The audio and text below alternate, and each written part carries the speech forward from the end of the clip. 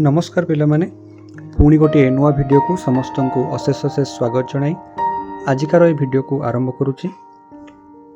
आजिकार ये वीडियो रे आमे आउ गोटे नुआ ओडिया प्रबंध बा रचना संपर्क रे आलोचना करबा पे जाउछे जहार नाम रही नारी सशक्तिकरण।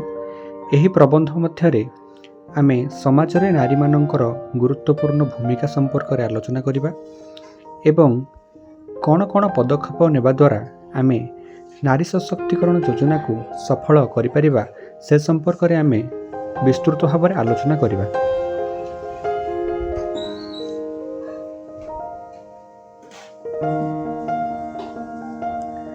नारी समाजर मूल आधार। से माँ भौणी भार्या और कन्या भाव में परिवार को सुसंगठित करिथांती। जड़े नारी ही प्रथम शिक्षक भावे संतान को शिक्षा और संस्कार देइथांती। तेणु नारींकर उन्नति बिना समाज और देशर उन्नति संभव नुहे। प्राचीन कालरू नारी माने समाजर उन्नति रे अमूल्य अवदान रखी आसुचंती, किंतु दीर्घ समय धरी से माने अवहेला अन्याय और वैषम्यर शिकार होइथिले। एही कारणरू नारी माननकु स्वाधीन सचेतन और समर्थ करिबा पई नारी सशक्तिकरणर आवश्यकता अनुभव करागला।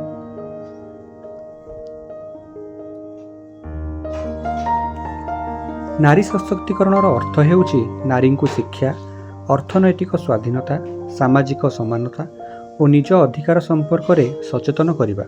एक सशक्त नारी निज निष्पत्ति निजे नहीं पारे और समाज रे सम्मानर सहित बंची पारे।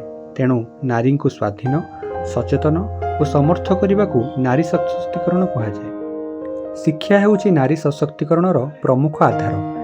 जेतेबेले नारी शिक्षित हुअंती से निजर परिवार और समाज को उन्नतिर पथरे नहीं जाती।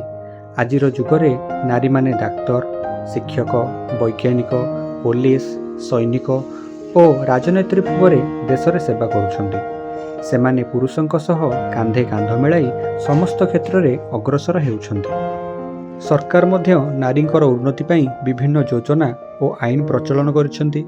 बेटी बचाओ बेटी बढ़ाओ परी योजना नारी शिक्षा को प्रोत्साहन देउची। तथापि आज भी देहज प्रथा, कन्या भ्रूण हत्या, नारी निर्यातना परी समस्या समाज रे देखा जाउची, जहाकू दूर करिबा पई समस्तंकर मनोभावर परिवर्तन आवश्यक। नारी सशक्तिकरण बिना एक सुस्थ और उन्नत समाजर कल्पना करा जाई पारे नाही। नारी सशक्तिकरण देशर उन्नतिर मूल चाबिकाठी। जो समाज रे नारी माने सम्मान और समान अधिकार पाते सही समाज सदा उन्नतिर पथरे अग्रसर हुए।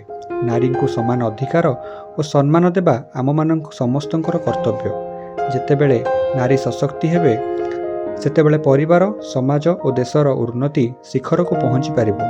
तेणु आमे समस्ते नारी सम्मान और सशक्तिकरण पई सचेतन हेबा उचित। पिलामाने आज पई एतिकी। आजिर ए भिडियो रे आमे नारी सशक्तिकरण उपरे एक ओडिया प्रबंध आमे किपरि लिखिबा से संपर्क रे आलोचना कले।